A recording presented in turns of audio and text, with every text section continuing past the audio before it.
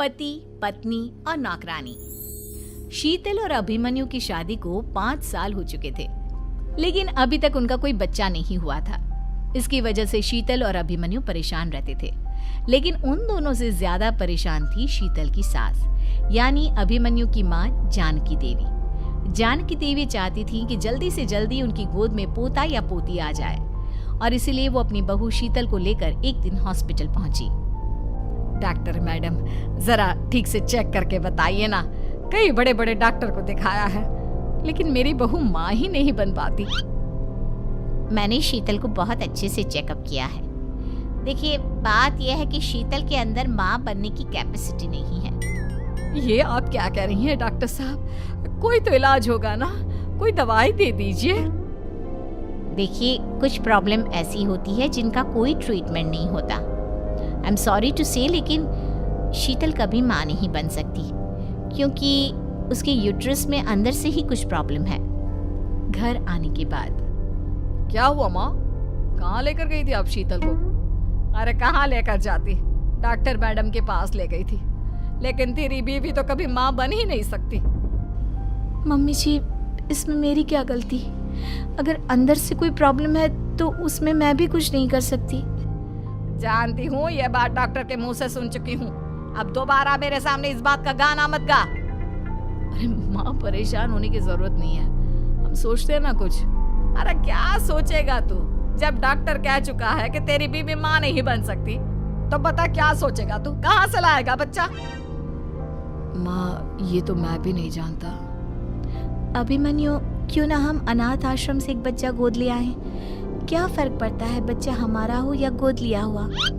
आई बड़ी बातें बनाने वाली। क्या फर्क पड़ता है? अरे क्यों फर्क नहीं पड़ता? मुझे इस वंश को आगे बढ़ाने के लिए मेरे बेटे का खून चाहिए, किसी दूसरे का नहीं। लेकिन माँ, अब जानती है कि ये अब पॉसिबल नहीं है। मैं कुछ नहीं जानती। मैं किसी पराये की औलाद को इस घर में अपना पोता या पोती बन के बढ़ता हुआ नहीं देख सकती। मेरा वंश मेरे बेटे के खून से ही आगे बढ़ेगा। लेकिन मम्मी जी, ऐसा कैसे हो पाएगा? आप अच्छी तरह जानती है ना, मेरा और अभिमन्यु का बच्चा नहीं हो सकता। तो मैं अपने बेटे की दूसरी शादी करवाऊंगी और अपनी दूसरी बीवी से ये मुझे बच्चा पैदा करके देगा। ये आप क्या कह रही हैं माँ? मैं किसी और से शादी नहीं करने वाला। मेरे रहते हुए आप अभिमन्यु की शादी किसी और से करवाएंगी? मम्मी जी, आप ऐसा कैसे कर सकती हैं? तू बस देखती जा बहू, मैं ऐसा कैसे कर सकती हूँ। कुछ दिनों के बाद, अभिमन्यु, मैंने तेरे लिए लड़की ढूंढ ली है। माँ, मैं आपको कितनी बार समझाऊं? मुझे किसी से शादी नहीं करनी है। पहले मेरी बात सुन। ये जो चमेली है ना, हमारे घर में काम करने आती है, वो तुझसे शादी करने के लिए तैयार है। मम्मी जी, आप अभिमन्यु की शादी एक नौकरानी के साथ करवाएंगी? वो इसलिए क्योंकि चमेली दिखने में बहुत खूबसूरत है, बच्चा भी सुंदर ही होगा। मम्मी जी, लेकिन एक बच्चे के लिए अपने बेटे की शादी नौकरानी के साथ करवाना, क्या ये सही है? अगर अभिमन्यु ने शादी नहीं की ना, तो मैं अपनी जान दे दूंगी। अब देख लो, अगर तुम्हें अपनी माँ की जान प्यारी है तो तुम्हें इस नौकरानी के साथ शादी करनी ही होगी। इस तरह जानकी देवी अपने बेटे अभिमन्यु की शादी नौकरानी चमेली के साथ करवा देती है। कुछ दिनों के बाद, नौकरानी से मालकिन बन के तो मजा आ गया। अब तो मैं इस घर की मालकिन हूँ। देखो, अपने आप को ज्यादा मालकिन समझने की कोशिश मत करो। एक बार तुम्हारा और अभिमन्यु का बच्चा इस दुनिया में आ जाए, उसके बाद तुम इस घर से हमेशा के लिए चली जाना। अरे जाओ जाओ, किसी और के आगे बातें बनाना। एक बच्चा तो पैदा नहीं कर सकी, बढ़िया आई। जाओ जाकर मेरे लिए कॉफी बना कर लाओ।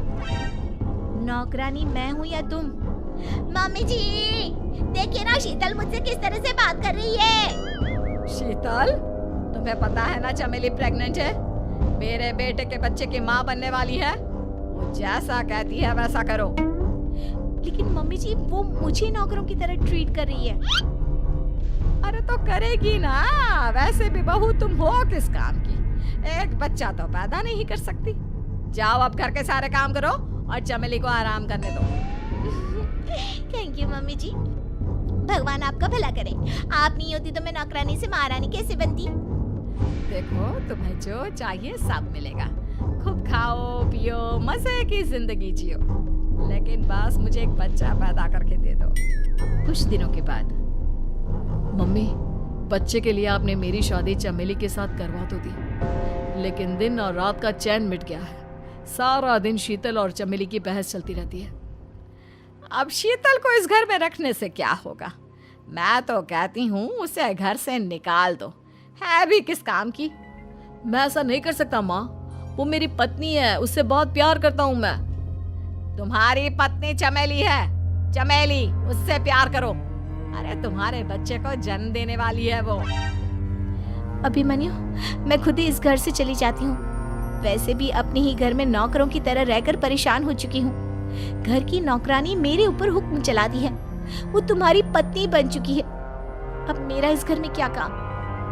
अभिमन्यु के बार बार रोकने पर भी शीतल उस घर से चली जाती है। कुछ दिनों के बाद चमेली एक बच्चे को जन्म देती है।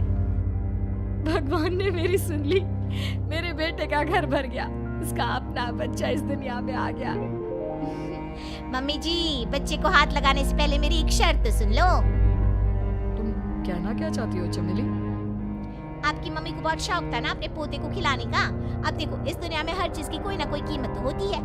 तुम अपनी आधी प्रॉपर्टी मेरे नाम कर दो, बच्चा तुम्हारे नाम। अरे लेकिन मैंने अपने बेटे से तुम्हारी शादी करवाई है, अब ये सौदेबाजी कहाँ से आ गई? जो औरत अपनी बहू को घर से निकाल कर एक नौकरानी के साथ अपने बेटे की शादी करवा दे, वो तो सौदेबाजी कर ही सकती है ना। उसका कैसे भरोसा कर सकते हैं? मुझे बस आप लोगों की प्रॉपर्टी चाहिए, उसके बाद ही बच्चे को आप हाथ लगा सकते हैं। मैंने कहा था ना मम्मी, आप गलत कर रही हैं। देखिए, उसका नतीजा आपके सामने है। जब शीतल को पता चलता है कि अभिमन्यु और चमेली का बच्चा दुनिया में आ गया है, तो वो अपने घर पहुंचती है।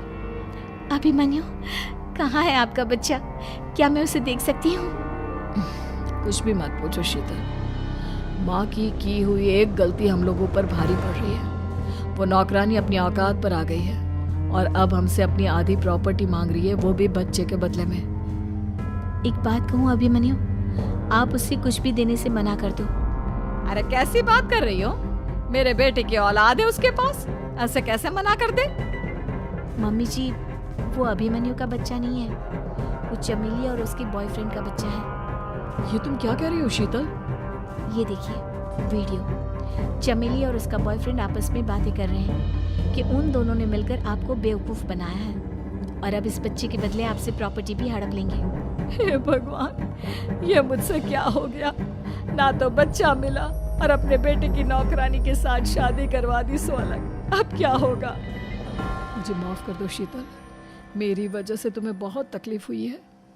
अभिमन्यु, मैंने कहा ना, उस नौकरानी को उसके बच्चे सहित